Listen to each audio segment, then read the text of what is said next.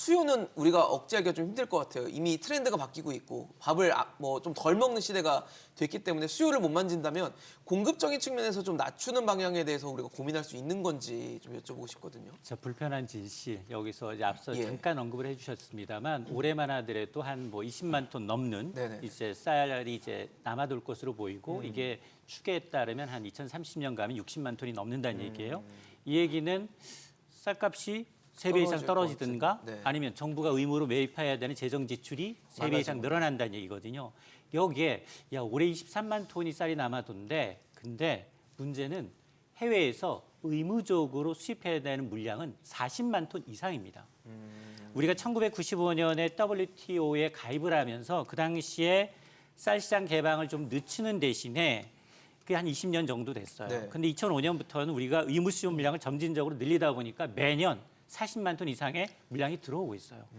아니 우리 지금 국내에서 생산하는 것도 다 소비가 안 돼서 남아도는 판에 네네. 해외에서 수입을 하고 있습니다. 근데 해외 수입은 기계농이에요.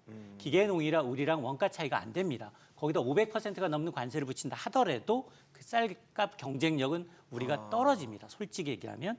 자, 그러다 보니 이게 쌀값 들어오면 어떻게 해야 될까요, 정부는?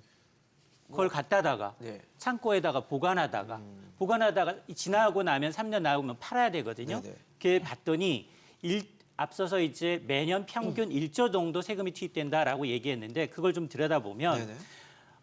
일단 그 대부분 쌀들은 이제 3년 보관 후 주정용이나 아니면 사료용으로 나갑니다. 주정이라는 건 술을 만드는 술이나 원료로. 찍고 예. 네. 그런 걸로 나가거나 아니면 네. 사료용으로 판매되는데 1조 투입을 했잖아요. 예, 예. 회수되는 거는 13%, 1,300억 원. 주정이나 사료로 팔리면 그만큼 싸게 팔아야 되기 때문에 그렇습니다. 그러다 보니 아무리 남아있는 걸 격리한다 하더라도 공급 물량이 계속 늘어나는 거예요.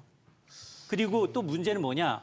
이게 많이 들어온 물량은 이제 공매를 통해서 일반 가게들은 또 사잖아요. 네네네. 그러니까 원가를 낮춰야 되기 때문에 밥맛이 똑같다면 당연히 저렴한 걸 수입산을 쌀 선택을 수밖에 없는 하겠죠. 예. 상황이잖아요. 그러다 보니 이제 공급 물량은 계속 지속적으로 늘어나고 있는 상황에서 우리는 이걸 가격을 방어하기 위해서 국내 쌀의 경우에는 또 매수를 하다 보니 국내의 어떤 쌀 산업의 경쟁력이 해외와는 좀 떨어질 수밖에 없는 상황이에요. 사실 이번에 양곡 개정안에 대해서도 농민들도 반대해요.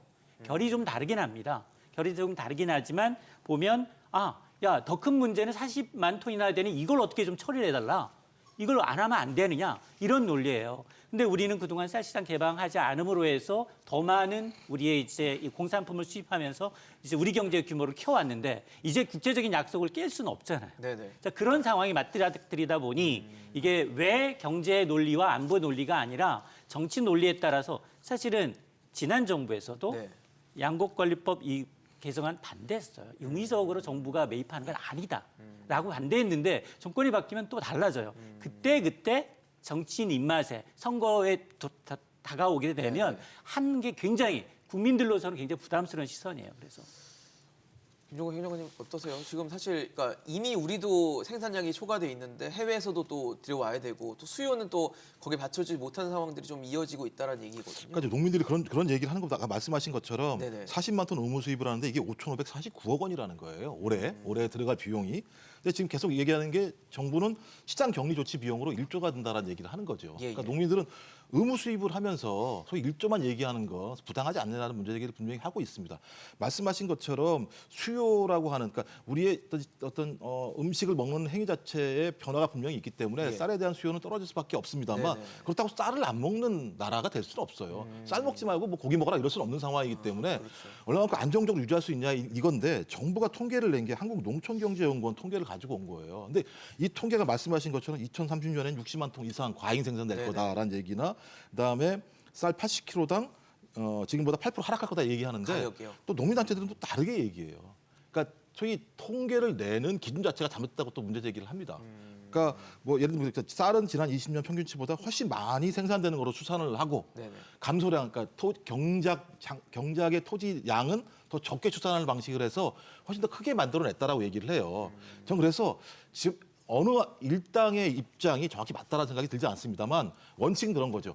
현재 상당히 큰 피해를 보고 있는 농민들에 대해서 국가가 개입해서 완충해야 된다. 거기에 대해서 피해는 완충해야 된다라는 입장 하나 하고 네네. 그 완충 기간과 말씀하신 중장기적으로 전체적인 어떤 농업 산업의 패턴이 바뀌는 과정에 이 교착 지점이 있지 않겠습니까? 교집합비 네. 이 지점만큼은 국가가 개입해서 법률로 완충을 해주고 예. 점진적으로 전환시켜 나가야 되는데 지금 정부 같은 경우는 시장을 교란한다는 이유 하나만으로 그것을 완전히 거부한다라고 하는 건 전 지금까지 정부가 해왔던 방식과도 다르기 때문에 그래서 국회의장 같은 경우는 이보다 더 폭이 넓게 해서 제2차 제안까지 했었잖아요. 2차 제안을 했음에도 불구하고 아예 그냥 이런 어떤 의무 매입에 대해서는 받아들일 수 없다라고 예를 들면 거기에 대한 거부권을 행사한 측면이 분명히 있기 때문에 아직까지 대통령은 거부권을 행사하지 않으셨습니다. 네네. 그래서 저는 현재적인 피해를 완충하는 부분과 중장기적인 농업 산업들을 갖다 변화시키는 부분과 관련해서 좀 그 사이에 있는 부분과 관련된 조치는 분명히 필요하다. 그러면